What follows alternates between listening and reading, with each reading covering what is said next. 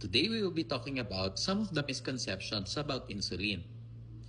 Ang isang question na madalas natatanong sa akin is, Doc, mag-i-insulin na ako, malala na ba ang diabetes ko? Now, I've mentioned before in one of my videos na ang paggamit ng insulin is not based on kung ganong kataas ang sugar ng isang tao.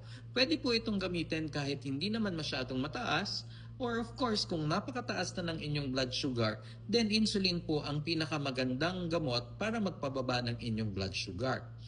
Pero hindi naman ibig sabihin dahil mag-i-insulin na kayo is malala na yung diabetes nyo.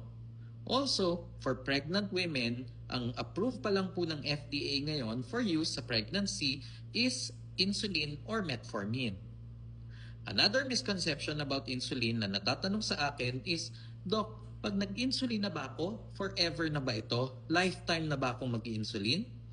And the answer to that question is hindi naman.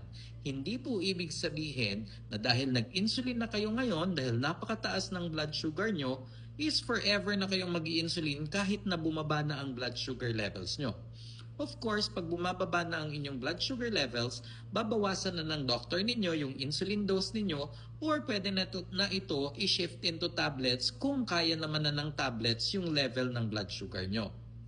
Sa mga pregnant naman, kapag kayo po ay nag-start na mag-insulin during your pregnancy, usually pagka nag-labor na kayo, tinatanggal na ang insulin dahil gumaganda na ang blood sugar levels, and kung hindi naman natataas ang sugar nyo after ninyo manganak, hindi na po ibabalik ang insulin. And those are just some of the misconceptions about insulin. If you have any questions or comments regarding insulin, feel free na itanong nyo sa comment section para mapag-usapan din natin.